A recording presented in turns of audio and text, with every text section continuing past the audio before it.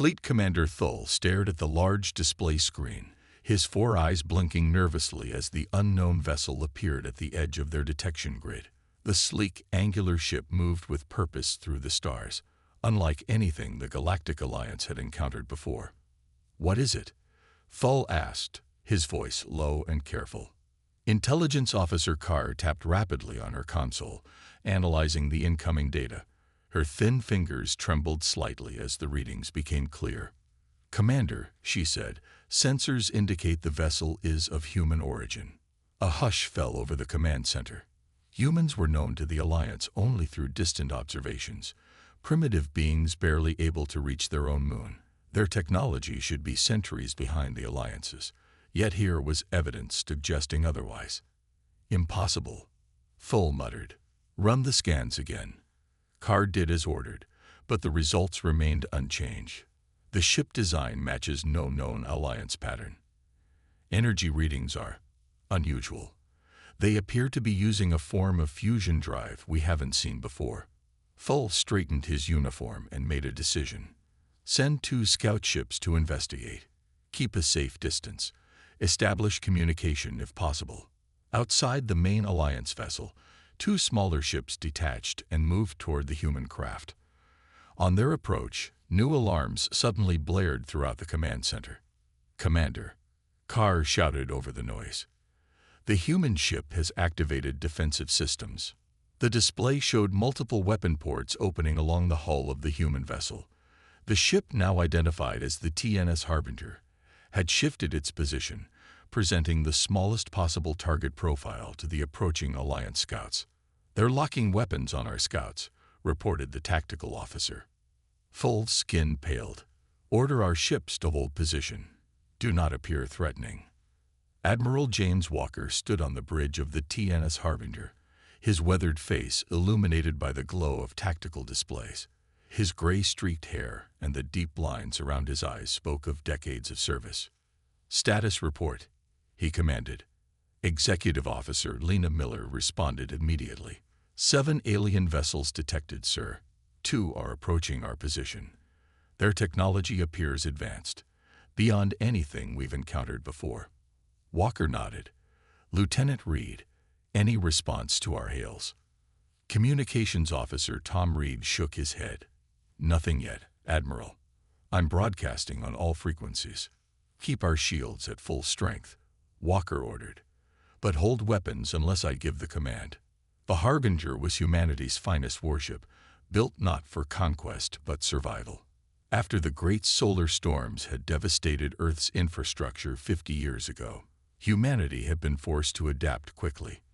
Their technology had developed along different lines than other species, focused on durability, weapons, and shields rather than comfort or aesthetics.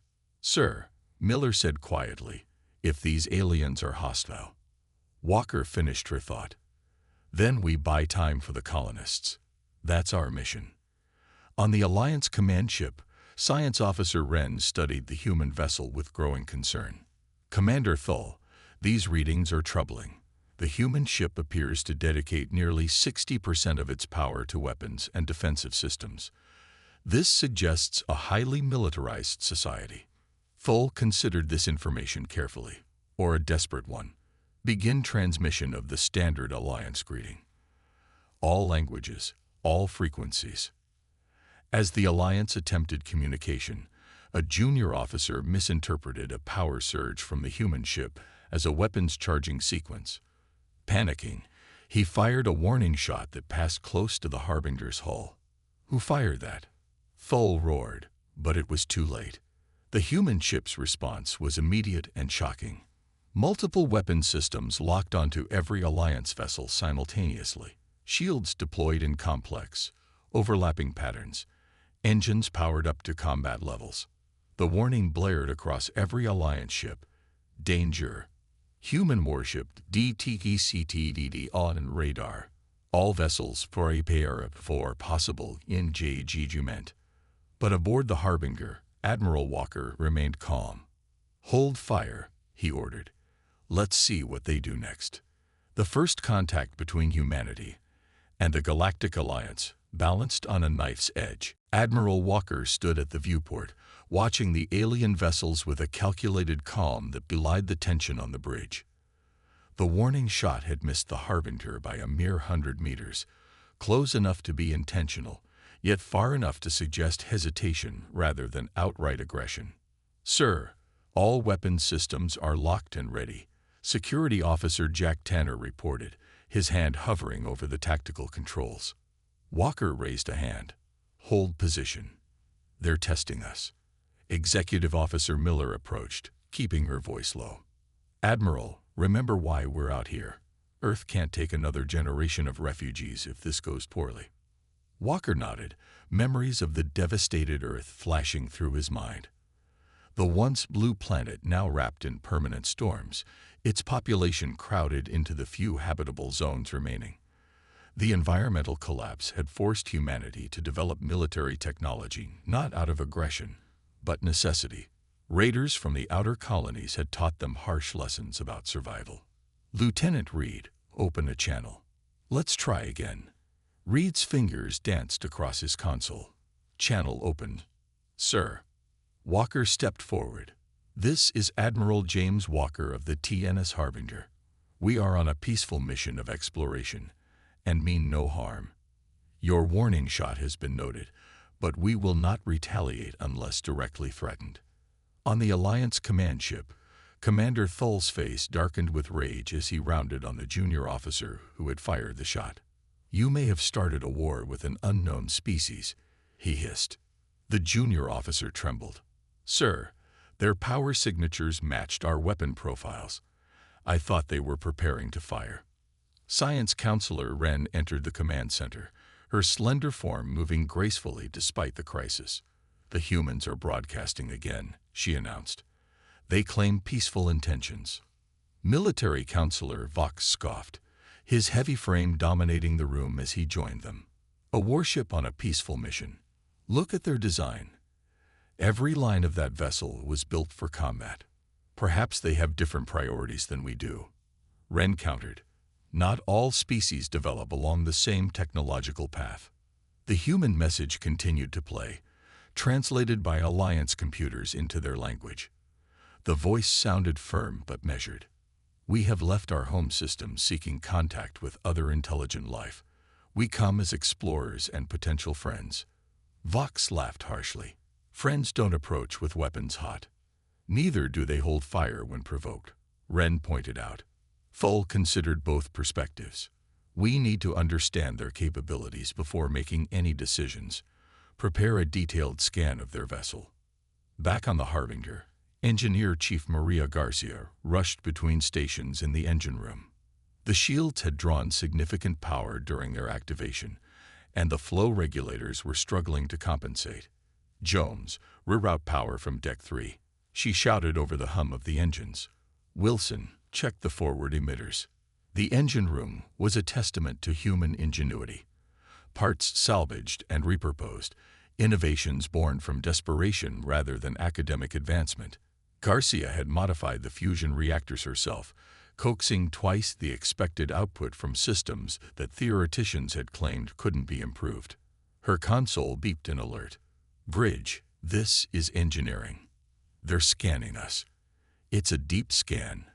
They're trying to see everything." Walker's voice came through clearly. "Let them look, Chief, but be ready to mask the colony ship signatures if needed." Garcia glanced at the hidden display, showing the civilian vessel trailing far behind them. The horizon carried 10,000 colonists in cryosleep, humanity's best hope if Earth became completely uninhabitable. The Harbinger's true mission wasn't exploration. It was protection. Intelligence Officer Carr gasped as the scan results appeared. "Commander, their weapons capabilities exceed our estimates by 300%. They could destroy half our fleet before we neutralized them." Counselor Vox's eyes narrowed. "We cannot allow such a threat to exist near Alliance space." "They haven't acted aggressively," Thull reminded him. "Not yet. The question is," Wren said quietly, "why would a species develop such weapons? What are they afraid of?" The Alliance leaders stared at the human ship, wondering what darkness had shaped a civilization to prioritize war over comfort. The Harbinger's bridge hummed with controlled energy as the crew responded to the alien scan. Through the view screens, the Alliance vessels maintained their distance, a formation of sleek craft with curved, almost artistic lines that contrasted sharply with the angular, utilitarian design of the human ship. "They're scanning our weapons systems," Lieutenant Reed reported. "Very thorough. They're trying to get a complete tactical assessment." Admiral Walker nodded, unsurprised. "Let them see our defensive capabilities. Perhaps a healthy respect will encourage diplomacy." Officer Tanner monitored his tactical display with narrowed eyes. "Sir, their ships are repositioning. They're creating a containment formation." Walker studied the movement and made a decision. "Helm, bring us about. Heading 227 Mark 45. 1/4 thrust." The massive ship pivoted with surprising grace, its movement causing immediate reaction among the Alliance vessels. The maneuver wasn't aggressive, but it positioned the Harbinger for a swift retreat if necessary. "Sir," Miller said quietly, "we should consider activating the Prometheus Protocol." Walker looked at his executive officer, weighing the suggestion. The Prometheus Protocol would scatter multiple false sensor readings of human ships throughout the sector, a deception designed to make potential enemies believe humanity's fleet was larger than reality. "Not yet," he decided. "Let's see what they do next." From the Alliance command ship, the human vessel appeared even more menacing as it changed position. The movement revealed additional weapon ports along its hull, previously hidden from their sensors. "Look at the efficiency of their design," Science Officer Wren marveled, studying the scan results. "No wasted space, no luxuries. Even their life support systems are minimal." Commander Thull frowned. "You admire this." "I find it fascinating," Wren corrected. "Their technology developed along entirely different principles than ours. We prioritized comfort, harmony with natural systems. They built for survival, for war." Military Counselor Vox studied the tactical display with growing concern. "Their weapon systems are primitive by our standards, but the sheer number. And these power readings suggest modifications we haven't encountered before."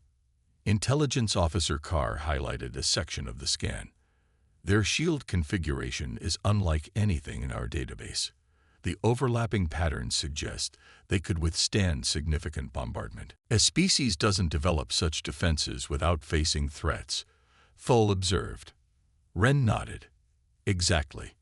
The question is, what were they defending against?" In the Harbinger's engine room, Chief Garcia monitored the power distribution with practiced eyes. The ship had been her home for 5 years, and she knew its systems as intimately as her own heartbeat. "Chief," came the voice of her assistant over the comm, "the aliens are focusing their scans on our shield generators." Garcia smiled grimly. "Let them look. They won't understand what they're seeing." The shield technology had been her greatest contribution to humanity's survival. After the solar storms had devastated Earth's magnetic field, she had developed shields that could withstand radiation levels that would have melted conventional barriers. The technology had later been adapted for military purposes, but its origin was in preservation, not destruction. "Bridge engineering," she called. "They're particularly interested in the shield harmonics. Should I introduce some interference?" "Negative, Chief," Walker responded. "Transparency might work in our favor." On the Alliance command ship, tension mounted as more data flowed in. "Commander," Carr reported, "we've detected unusual radiation patterns in their shield matrix. It appears designed to withstand stellar radiation levels that would normally be lethal." Wren's expression changed as she processed this information. "Stellar radiation. Thull, remember the astronomical data we collected from their home system." She pulled up the file, displaying it for all to see. "Extreme solar activity. Their sun experienced massive flare events approximately 50 Earth years ago. If their planet was affected, they would have needed to develop this technology to survive." Thull finished, understanding dawning. Vox remained unconvinced. "That explains the shields," not the weapons. A junior officer interrupted with urgency in his voice. Commander, the human ship is changing course again. They appear to be positioning for a jump to faster-than-light travel. Full made a swift decision. We cannot allow them to leave with knowledge of our position. All ships, pursuit formation. We must learn more about these humans before we decide whether they represent a threat or an opportunity. The Alliance ships accelerated, following the Harbinger as it began to move away from the encounter zone, both sides still uncertain of the other's true intentions. The Harbinger accelerated smoothly, leaving the initial contact point behind as the Alliance fleet formed a pursuit pattern. Admiral Walker watched the tactical display with a practiced eye, noting how the alien vessels moved with coordinated precision. "They're following us," Miller observed, standing at Walker's side, but maintaining a respectful distance. Walker nodded. "Good. We need to draw them away from the horizon's trajectory. Helm, take us into the Kelper asteroid field." The navigation officer's eyes widened slightly. "Sir, that field is highly unstable. The larger fragments are in constant collision." "Exactly," Walker replied. "Lieutenant Reed, send encrypted coordinates to the horizon. Tell them to alter course and proceed to Waypoint Echo while we have the Alliance's attention." Reed acknowledged the order and began the transmission. Elsewhere on the bridge, Security Officer Tanner prepared defensive measures in case the aliens interpreted their retreat as weakness. "Admiral," Tanner reported, "their lead vessel is increasing speed. They're trying to close the gap." Walker smiled slightly. "Then let's show them what the Harbinger can do." Commander Thull watched as the human ship accelerated toward a dense asteroid field. Their trajectory seemed deliberately reckless. "They cannot be serious," he muttered. "No ship their size could navigate that safely." Counselor Wren studied the field through the sensors. The gravitational interactions between those larger bodies make predictive navigation nearly impossible. "Yet they're heading straight for it," Vox noted.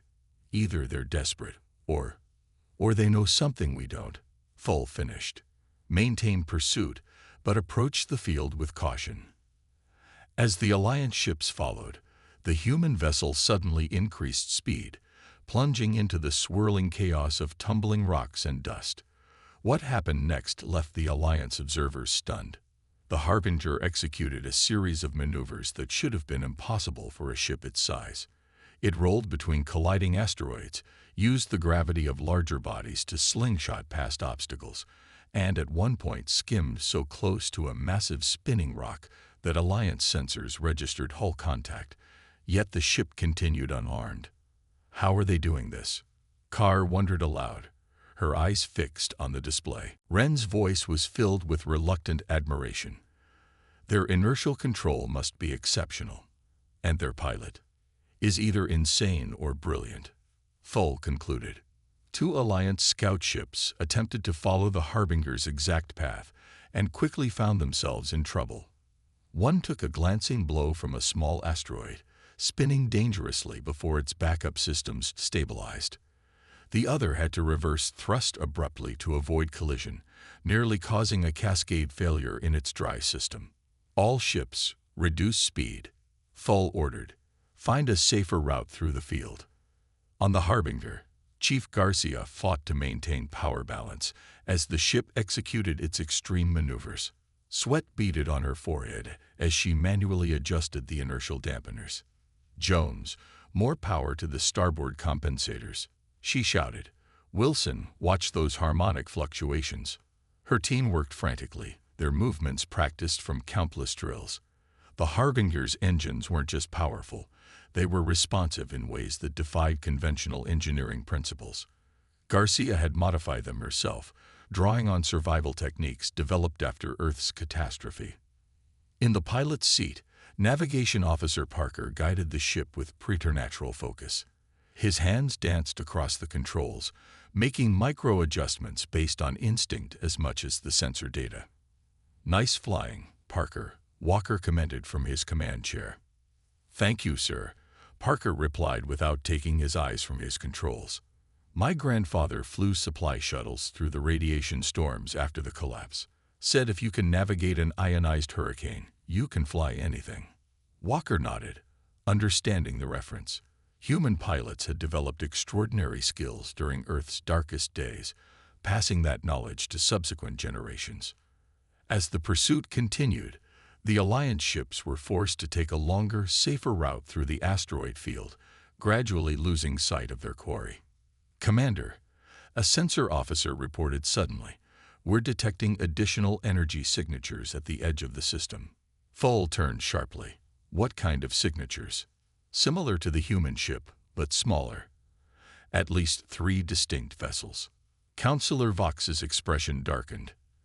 "They're not alone." Or Wren suggested, "They were never here for us at all. They may have their own missions, their own concerns that have nothing to do with the Alliance." Full considered this possibility. "Continue pursuit. I want to know what these humans are doing in Alliance space, and whether they represent a genuine threat or a potential ally against whatever drove them to build such formidable ships in the first place." The Alliance fleet pressed on, following the trail of the human vessel that had so unexpectedly demonstrated capabilities that defied their understanding of Earth's technological development. The Harbinger emerged from the asteroid field, microimpacts still pinging off its reinforced hull. The Alliance ships followed at a distance, having taken a longer, safer route. Admiral Walker observed the tactical display, noting with satisfaction that they'd created a substantial lead. "Status report," he commanded. "Minor damage to outer hull plating," Tanner reported. "Nothing critical. We've lost 2 sensor arrays on the port side." Miller leaned closer to Walker. "Sir, the horizon has successfully changed course. They'll reach the nebula in approximately 6 hours." Walker nodded, relief briefly softening his expression. "Good. Now we need to maintain the Alliance's attention for that long." The bridge crew worked with quiet efficiency, each understanding the stakes. The horizon carried the future of humanity. Families in cryosleep, genetic samples, cultural archives. If the Alliance discovered it before they understood human intentions, the consequences could be devastating. "Admiral," Reed called suddenly, "I'm detecting a transmission from the horizon." "It's an emergency signal." Walker's head snapped up. On screen. The message was text only.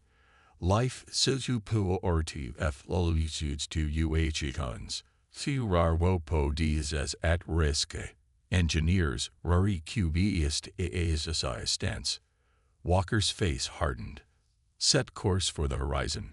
Maximum speed." "Sir," Miller cautioned, "that will reveal their position to the Alliance." "We have no choice." "Helm, execute." Commander Thole watched in confusion as the human ship suddenly changed direction, accelerating away from the asteroid field toward the edge of a distant nebula. "What are they doing?" he wondered aloud. Counselor Wren studied the sensor readings. "That nebula contains unusual radiation patterns. Perhaps they're seeking to use it as cover." Or, Intelligence Officer Carr interrupted, "They're meeting someone." "Commander, I'm detecting another energy signature within the nebula, much larger than the warship." The sensor display confirmed Carr's report, a massive object hiding within the colorful gases of the nebula. Its energy signature was masked but unmistakably similar to the human vessels. "All ships, maximum speed," Full ordered. "We need to see what they're protecting." The Alliance fleet surged forward, closing the gap as the Harbinger raced toward the nebula. As they approached, the clouds of gas parted enough to reveal a staggering sight. An enormous vessel, at least 20 times the size of the Harbinger, drifting silently at the nebula's edge. "By the first stars," Vox whispered, his militant posture faltering for the first time. "What is that?" Wren adjusted the sensors, her fingers moving rapidly. "It appears to be a colony ship. I'm detecting thousands of life signs in suspended animation. The power signature suggests minimal operations, just enough to maintain life support." Full stared at the massive ship, understanding dawning. "They're not invaders. They're refugees." The Harbinger positioned itself between the approaching Alliance fleet and the horizon. On the bridge, Walker stood tall, his resolve evident in every line of his body. "All hands, battle stations," he ordered calmly. "Shields at maximum. Weapons systems online, but do not target unless I give the command." Chief Garcia's voice came through from engineering. "Admiral, I've diverted all non-essential power to shields and weapons. We can hold them off long enough for the repair team to reach the horizon." Walker nodded. "Lieutenant Reed, open a channel to the Alliance flagship." The communications officer complied, and Walker addressed their pursuers directly. "Alliance vessels, this is Admiral James Walker of Earth. The ship you see before you is the colony vessel Horizon, carrying civilian refugees from our damaged homeworld. We have no hostile intentions toward your people. Our warship exists solely to protect our civilians. We ask for understanding and peaceful communication." On the Alliance command ship, silence fell as Walker's message played. The sensor data confirmed his claims. The larger vessel contained thousands of life signs in suspended animation, with minimal weapons and extensive life support systems. "They're running from something," Wren said softly. "Not toward us." Thull studied the human ships thoughtfully. "The question is, what could make a species develop such formidable defenses and then flee their home?" Science Officer Wren pulled up data on Earth's solar system. "According to our long-range observations, their planet experienced severe environmental damage. Atmospheric pollution, radiation spikes, extreme weather patterns." "Self-inflicted?" Vox questioned. "Possibly," Wren admitted. "Or perhaps natural disaster. What matters is what they do now." Thull made his decision. "Hail the human vessel. I will speak with this Admiral Walker directly." The Alliance fleet slowed its approach, weapons systems remaining inactive as the first real communication between species began, not as conquerors and conquered, but as two civilizations facing an uncertain future among the stars. Commander Thull stood before the Alliance Council. The 7 representatives of their species arrayed in a semicircle before him. The chamber's soft lighting contrasted with the tense atmosphere as Thull presented his report on the human encounter. "The colony ship contains approximately 50,000 humans in suspended animation," he explained. "Their technology is unusual, advanced in some areas, surprisingly primitive in others." Military Counselor Vox leaned forward, his massive frame dominating his section of the chamber. "Their weapons capabilities remain concerning. If we allow them into Alliance space, other species may feel threatened." Science Counselor Wren countered immediately. "Their shield technology alone could advance our radiation protection by decades, particularly valuable for worlds near unstable stars." The Chief Counselor raised a hand for silence. "Commander Thull, your recommendation." Thull paused, weighing his words carefully. "I believe we should establish formal contact. The humans present both opportunity and risk. Their military technology is formidable, but born of necessity rather than conquest. They seek only survival." The room erupted in debate, voices rising as each counselor advocated their position. Meanwhile, Thull's thoughts returned to the human vessel, wondering what decisions were being made aboard the Harbinger. Admiral Walker sat alone in his quarters, recording what might be his final message. The small camera captured his weathered face as he spoke with quiet dignity. "Emma, if you receive this, know that the Harbinger found potential allies. Whether they'll accept us remains uncertain. Your mother would be proud of the doctor you've become. Earth needs healers now more than ever." He paused, emotion briefly overtaking his disciplined expression. "If we don't return, continue the work. Humanity must survive, even if just on our damaged Earth. I love you, always." Walker ended the recording and encrypted it for transmission to Earth on their emergency channel. He allowed himself one moment of vulnerability before straightening his uniform and returning to the bridge. In the Harbinger's recreation area, converted long ago to additional crew quarters, Lieutenant Reed and Security Officer Tanner sat across from each other, a worn chest set between them. "Your move," Reed said, watching Tanner study the board. Tanner moved his knight, capturing Reed's bishop. "Do you think they'll let us pass through their territory?" Reed shrugged. 50-50. They seemed more curious than hostile after they saw the horizon. "My sister's on that ship," Tanner said quietly. "Her and her kids, 3 years old, twins. Never even saw Earth's real sky, just the domes." Reed nodded understanding. "My parents too. Dad's a botanist, hoping to grow real trees on whatever planet we find. If these aliens turn us away," Tanner didn't finish the thought. "Then we find another route," Reed said firmly. "Humans are good at finding paths where none exist."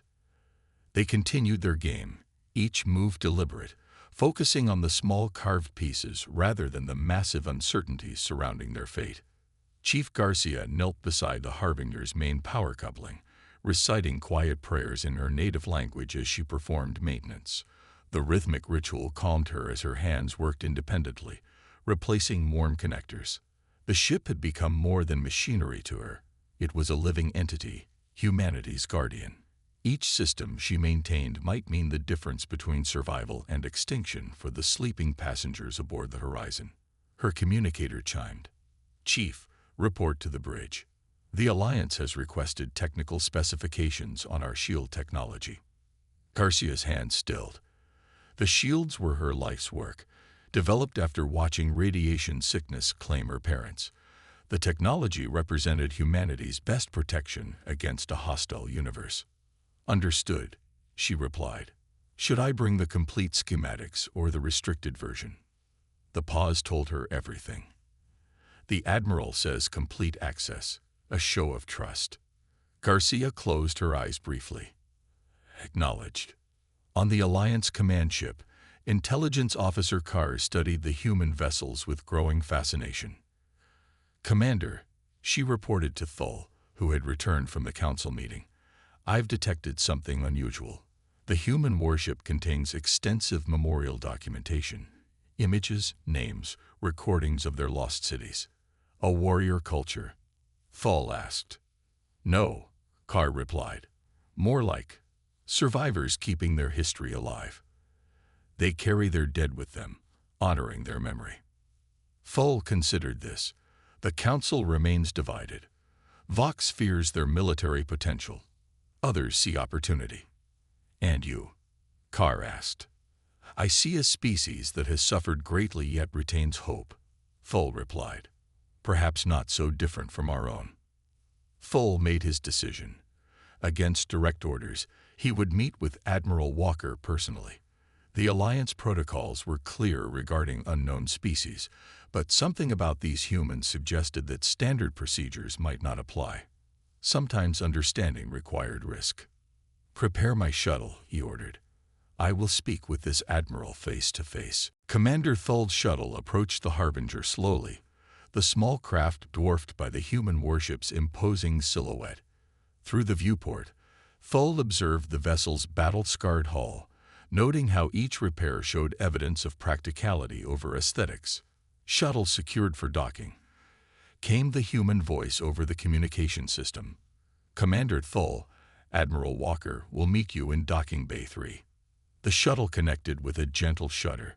When the airlock opened, Thull found himself facing 2 human security officers, their expressions neutral but alert. "Welcome aboard the Harbinger, Commander," one said. "Please follow us." As they walked through the ship's corridors, Thull observed everything with keen interest. The hallways were utilitarian, lacking the artistic elements common in Alliance vessels. Crew members moved with purpose, acknowledging Thull with curious glances, but maintaining their duties. Most surprising was the wall they passed in a main corridor, covered with thousands of small images and names. Humans of all ages looked back from the memorial, their faces preserved in what Thull recognized as a monument to the lost. "Our memorial wall," explained the security officer, noticing Thull's attention. "Those who didn't survive the collapse." Finally, they reached the bridge, where Admiral Walker stood waiting. The human commander was older than Thull had expected, with lines etched deeply around his eyes and gray streaking his hair. "Commander Thull." Walker extended his hand in the human greeting gesture. "Thank you for coming personally. It shows courage."